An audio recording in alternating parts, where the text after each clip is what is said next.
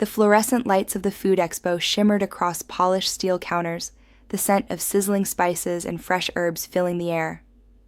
My sister stood at the center of it all, flashing her most practiced smile as the crowd cheered. The banner above her booth read, "Authentic homemade recipes by my name." But that wasn't her name. It was mine. I stood frozen in the aisle, my chest tight, every eye glancing between me and her. She was basking in the applause, collecting praise for dishes she didn't even know how to cook. Cameras flashed, local reporters scribbled notes. And then, just as her hand closed around the ribbon of Best Emerging Food Entrepreneur, a sharp voice cut through the noise. "Inspectors here. There's a problem with the paperwork." Her smile flickered, but only for a moment. She tilted her head, smug, convinced nothing could touch her. My parents flanked her sides like loyal guards, glaring at me as though I was the threat. Narrator voice. "They thought this would break me.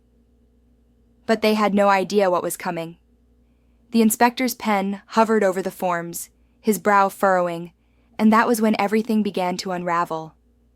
Before the chaos of the expo, before the cameras and inspectors, my life had been simple, almost painfully so. I worked quietly, content with the rhythm of my days. My morning started early, the aroma of brewed coffee filling my small kitchen as sunlight spilled across the wooden countertop I had refinished myself. I wasn't rich, but I was steady. My job at the community center kept me busy, teaching kids basic cooking skills, how to chop onions without crying, how to make rice fluffy instead of sticky. It wasn't glamorous, but it gave me purpose. Cooking had always been my anchor. My grandmother left me her recipe box, weathered with stains and notes in the margins, and I guarded it like treasure. Each card carried more than ingredients. It carried history. Whenever I was lonely or stressed, I'd flip through the cards, tracing her faded handwriting with my fingers. My sister Lena never cared for cooking. Growing up, she was the golden child, the one with the pretty dresses, the one who could do no wrong in my parents' eyes.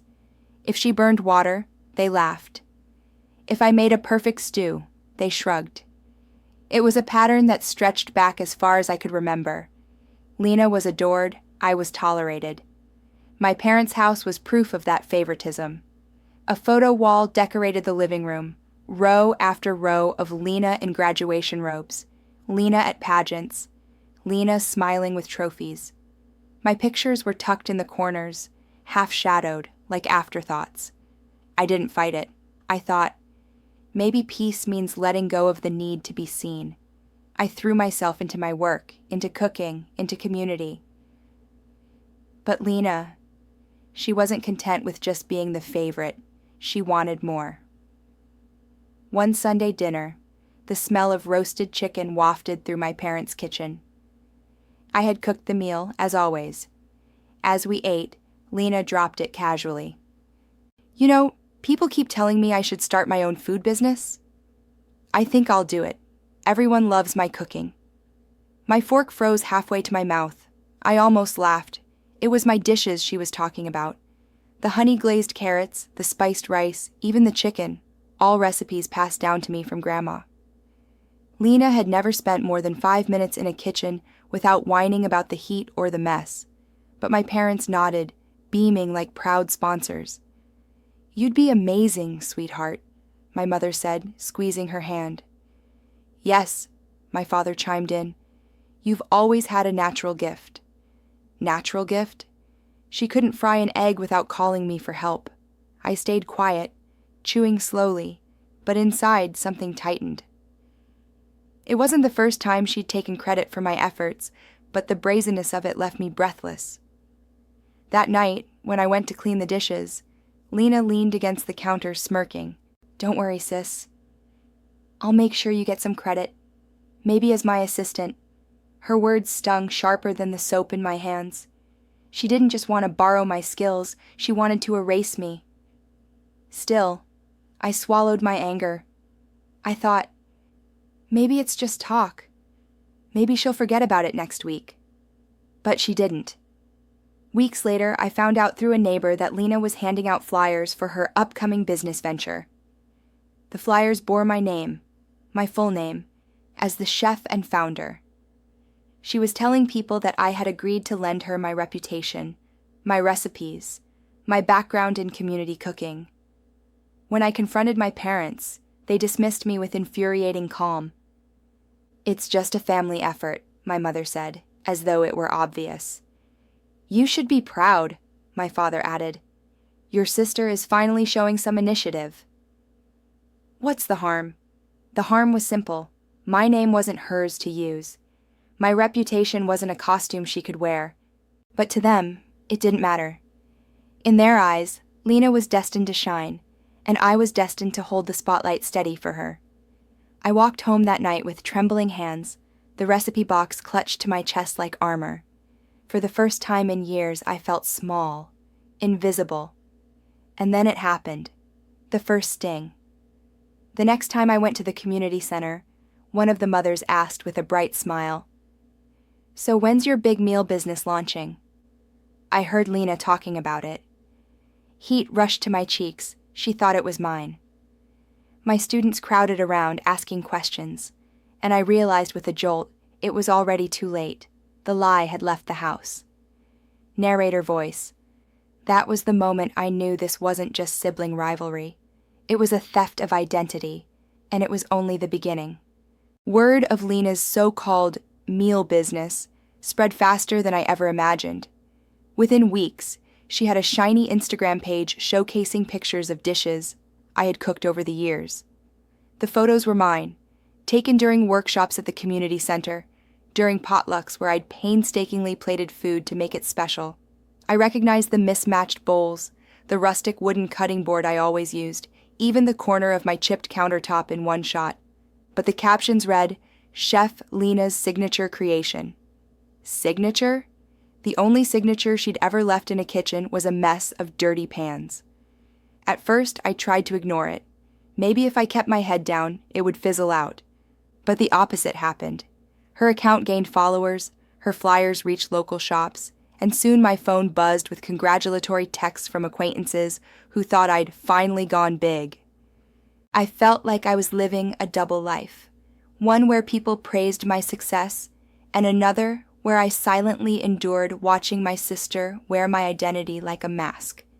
The stress began to show. Nights turned restless. I'd stare at the ceiling, listening to the hum of the refrigerator, my chest tight with unspoken words. My hands shook when I chopped vegetables. I snapped at the kids at the community center over small mistakes, then went home and cried because they didn't deserve my frustration. The worst part wasn't Lena, it was my parents. They doubled down on her charade. At family dinners, they bragged about Lena's talent while side-eyeing me as though daring me to contradict them. When relatives called, my mother gushed, "Oh yes, Lena has inherited Grandma's gift. She's finally making something of herself." I wanted to scream. It wasn't her gift. It was mine. One evening after a particularly tense dinner, I tried again to confront Lena. She was scrolling through her phone, lounging on the couch with a smirk. "Delete the posts," I said firmly. "Stop using my name. This isn't funny anymore." She didn't even look up. "Funny? Oh no, sis, this is business. Don't worry, you'll get credit when it counts. Besides," she tilted her head, "people like me. They believe me. You're just background." Her words were a knife, twisting. My parents, sitting across the room, didn't intervene. My father only sighed. "Why make this a fight? If your sister succeeds, we all succeed. Don't ruin her momentum with your jealousy. That's what they saw. Not betrayal, not identity theft. Just envy." The isolation cut deeper than I expected. Friends who'd seen Lena's posts congratulated her online, tagging me as if I were part of the act. Coworkers teased me about keeping secrets and asked when I'd start selling meals at the center. Every comment was a reminder that my voice didn't matter. Hers did. The toll weighed heavy. My appetite vanished. Food lost its taste. My once steady hands fumbled during cooking lessons. I'd wake up with a pounding headache, my mind buzzing with what-ifs. What if people think I'm complicit? What if my reputation crumbles because of her lies? Then, just when I felt I was breaking, a spark of hope appeared. It was during one of my late shifts at the community center. I stayed behind to clean, the fluorescent lights humming above me. As I stacked chairs, a voice called from the doorway. "Rough day?" It was Marisol, one of the parents who often volunteered. She stepped inside, holding a small container. "I brought you some tea." "You look like you need it." I forced a smile, but she caught the weariness in my eyes. We sat at one of the tables, steam rising between us. I confessed, haltingly at first, about Lena's scam, the stolen photos, the stolen name. I expected disbelief. After all, the whole town seemed charmed by my sister. But Marisol leaned in, her brow furrowing. "That's not right," she said quietly. "You built this.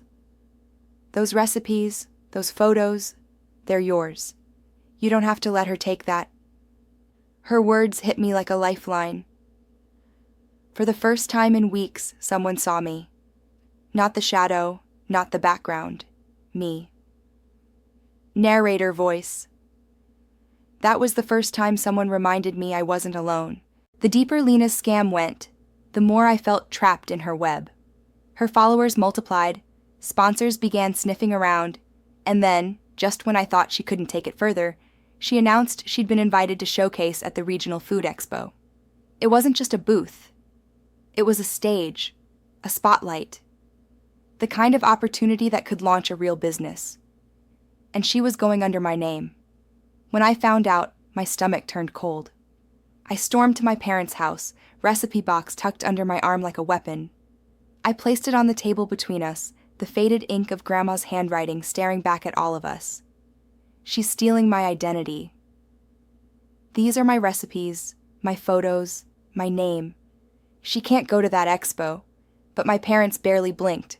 My mother waved a dismissive hand. "Don't be dramatic. Your family. If she succeeds, so do you." I slammed my palm on the table, my voice shaking. "No, if she succeeds with my work, I lose everything." Silence stretched. My father's eyes narrowed. "Careful," he warned. "If you try to ruin this for Lena, we'll make sure everyone knows how unstable you've been lately. Who do you think they'll believe? Our daughter who's thriving, or the one sulking in the shadows?" The threat was clear. They weren't just ignoring me. They were preparing to smear me. I left shaking, the recipe box pressed to my chest. Rage and despair knotted inside me. It felt hopeless. For days I wrestled with fear. If I spoke out, my parents would paint me as jealous, bitter, mentally unstable. If I stayed quiet, Lena's lie would calcify into truth. Either way, my name was being stripped away from me, one stolen recipe at a time. But then, a thought hit me. I still had something they didn't. Evidence. Old photos, time-stamped workshop flyers, signed attendance sheets from the community center. Proof that I had been teaching and cooking long before Lena ever pretended to care about food. And then there was Marisol. When I finally confided everything, she had offered her quiet but firm support. "You don't have to do this alone," she said, her hand squeezing mine. "People will see the truth if you show them. You just need the right moment, the expo." For the first time in weeks, I felt a flicker of power. I began collecting everything. Recipes in Grandma's handwriting, photos of me cooking with kids, screenshots of Lena's stolen posts. I organized them into a neat binder, each page a blade of truth waiting to strike. But Lena wasn't slowing down. The night before the expo, I drove past the convention center. Through the glass doors, I saw her booth already decorated. Glossy banners with my name splashed across them in bold cursive, professional photos of my dishes enlarged to poster size. Lena stood in the middle, laughing with my parents, her confidence radiating like neon. For a moment, despair nearly crushed me. They looked so secure, so untouchable. Like nothing I could do would ever matter. Narrator voice. They thought they still had control. They didn't. I gripped the binder tighter. They didn't know what I had. They didn't know I was ready to fight. The next morning, I stepped into the expo with a calm I didn't feel, the crowd buzzing, the scent of spices thick in the air. My heart pounded, but I kept walking. Lena was about to face something she had never imagined, the truth. The expo floor pulsed with noise and color. Bright banners stretched across aisles, the smell of fried dumplings and sizzling skewers mixing into a mouth-watering haze.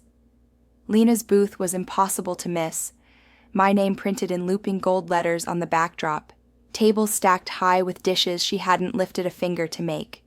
But she wasn't cooking. She had hired staff in matching aprons to serve plates, while she posed for selfies with customers.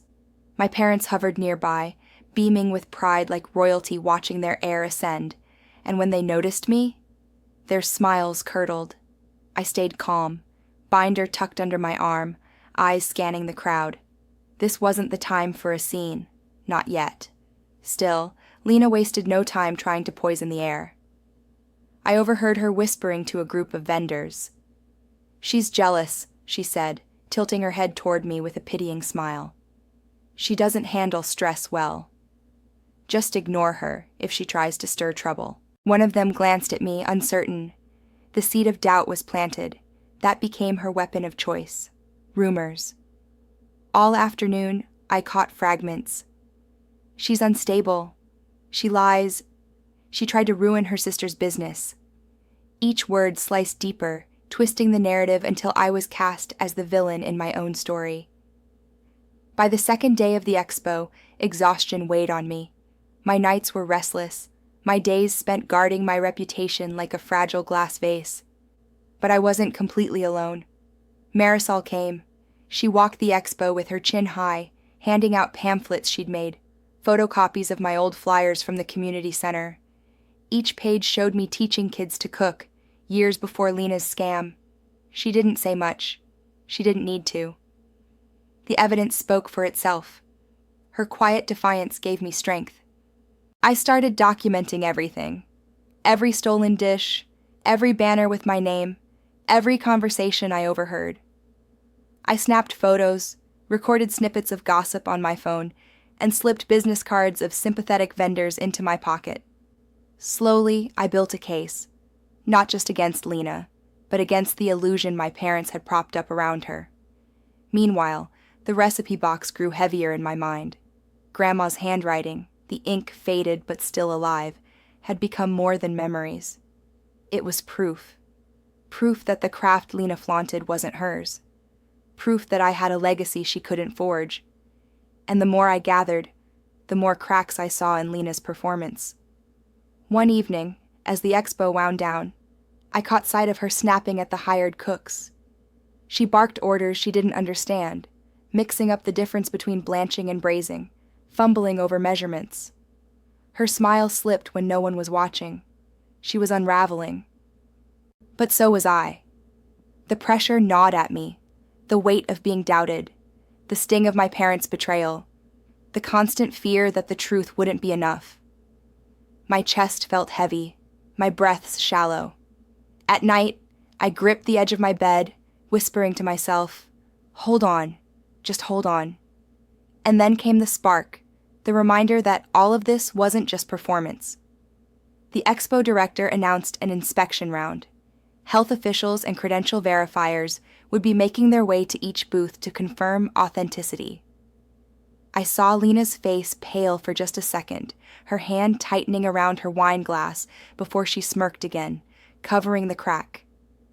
That moment lit something in me. Narrator voice. The day of reckoning was coming, and no one could stop it. The third day of the expo arrived with a nervous hum in the air. Rumors spread that inspectors were on site, weaving between booths with clipboards and stern expressions. Some vendors scrambled to tidy counters or double-check labels. Others pretended to stay calm, their smiles plastered too tightly in place.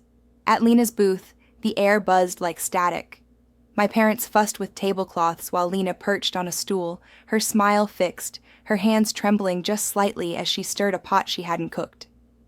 Then the inspector arrived. He was a tall man in a navy blazer, sharp eyes that missed nothing.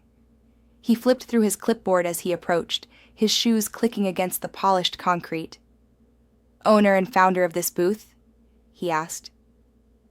Lena stood, brushing invisible lint off her apron. "That would be me," she said smoothly. "I'm Lena." The inspector's gaze flicked to the banner. "It says here, business is registered under my name. Is that you?" For a heartbeat, silence. Then she laughed lightly, gesturing toward me. "Oh, that's just my sister." She helped inspire me. Paperwork mistake. You know how it is, all eyes turned toward me. I felt my pulse hammering, the binder heavy in my arms. My parents glared daggers, silently warning me to keep quiet. But I stepped forward. My voice was steady, calm, stronger than I expected. "No, it's not a mistake. That's my name. Those are my recipes. And this—" I lifted the binder and laid it flat on the table, the pages fanning open to Grandma's recipe cards, old flyers, photos of me teaching at the community center. "This is my proof." The crowd pressed closer, whispers rippling. The inspector's brow furrowed as he studied the documents, then looked at Lena. "Can you produce any records to verify this business belongs to you? Receipts? Registrations? Anything?" Lena's smile faltered. She fumbled, glancing at my parents. My mother rushed forward. "Surely there's no need for all this." "We're family. This is just a misunderstanding." But the inspector raised a hand, silencing her. His eyes were on Lena. "Well?" Lena's lips trembled. She opened her mouth, but nothing came out. The silence was deafening. You could hear the faint hum of the overhead lights, the distant clatter of utensils from another booth. My heart pounded, but my voice rang clear. "She's been using my name to build a fake business. She's been stealing my recipes, my photos, my work, and my parents have been helping her." Gasps rippled through the crowd. The staff she'd hired looked at her in shock. One of the vendors I'd spoken to muttered, "I knew something was off." Lena's face crumpled. Her hands shook as she tried to salvage her act. "She's lying. She's just jealous. But the inspector cut her off, holding up my binder. "These are official records. Dated, signed, and consistent. Unless you can prove otherwise, this booth is in violation of Expo rules. You've misrepresented ownership and product origins." He scribbled something on his clipboard. "Shut it down." The words landed like a thunderclap. The hired staff began packing up, muttering angrily. My parents pleaded, voices shrill with panic, but the inspector was immovable. And Lena? She stood frozen, eyes darting wildly, her empire collapsing around her. I looked her dead in the eye, my voice quiet but sharp as glass. "I don't want apologies. I want change." Her lips parted, but no sound came. For the first time, she had nothing to say. The expo floor swallowed her silence. The expo floor shifted after the inspector's ruling. Where moments ago Lena had basked in applause, now she stood small and silent amid a half-dismantled booth. The clatter of dishes being packed away sounded like nails being hammered into a coffin. I didn't stay to watch her crumble completely. Instead, I walked the long aisle lined with vendors, their faces turning toward me with new respect. Some nodded. A few even clapped softly, like they understood what it meant to stand against your own family and still hold your ground. That night, at home, the fallout began. My parents cornered me in the kitchen, their faces hard as stone. My father's voice was sharp. "You humiliated us in public. Do you have any idea how much you've ruined for your sister?" I didn't flinch. I didn't ruin anything. She did that herself. For once my words silenced them. The fight drained out of me, not because I was tired, but because I was done. Done defending, done explaining, done carrying guilt that never belonged to me. Lena didn't come home that night. Later I'd hear she had stormed out, leaving a trail of unpaid staff and angry calls behind her. The business dissolved within weeks, creditors demanding money she didn't have. And me? I made a choice. I took the binder, my proof, my inheritance of recipes, and I framed the very first recipe card inside it. Grandma's handwritten stew instructions. I hung it in my new apartment, far from the suffocating walls of my parents' home. For the first time, the silence around me was peaceful. In the months that followed, something unexpected bloomed. The vendors who had seen the showdown reached out. They invited me to join small community markets, offering advice and encouragement. I began cooking again, really cooking. Late nights, flour on my hands, steam rising in the kitchen as I tested dishes that felt alive with memory and pride. Slowly, my name, began to carry weight in the community. Not stolen, not borrowed, not bent to fit someone else's dream, just mine. And while my parents called less and less, each conversation colder than the last, I stopped waiting for their approval. The absence hurt, yes, but it also made room. Room for friends who showed up with empty plates and full hearts. Room for neighbors who shared stories over steaming bowls. Room for a life that was built on truth, not lies. One evening, months after the Expo, I passed by a mirror in my tiny kitchen. My reflection startled me. I didn't look like the person who had once stood silently while my sister took credit for everything. My shoulders were straighter. My eyes were steadier. I touched the frame of Grandma's recipe card. The paper was yellowed, edges curling, but the ink was still bold. It felt like she was telling me, "This was always yours to carry forward." That was the moment I knew. The humiliation at the Expo hadn't been an ending. It was the breaking of chains I didn't realize I'd been dragging for years. Lena never apologized. My parents never admitted they were wrong, and maybe they never would. But when I thought back to the Expo, the silence after I dropped the truth, the inspector's steady voice declaring her booth closed, the way the crowd turned toward me instead of her, I realized something vital. Closure didn't come from them. It came from me. I had spoken. I had claimed my worth, and that was enough. This wasn't the end, I whispered to the recipe card, to the steam rising from my pot, to the life I was building with my own 2 hands. It was the beginning. Have you ever faced betrayal, favoritism, or someone trying to steal the work you poured your heart into? I know how it feels to stand there, watching people you trust turn their backs while someone else takes credit for your sweat, your ideas, your name. But here's what I learned. Worth isn't something they hand you. It's not up for debate. It's something you claim for yourself, no matter who tries to rewrite your story. So tell me, have you ever had to fight to prove your truth? How did you rise above it? Share your story in the comments because someone out there needs to hear it.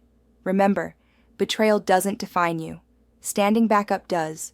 Worth isn't borrowed. It's owned.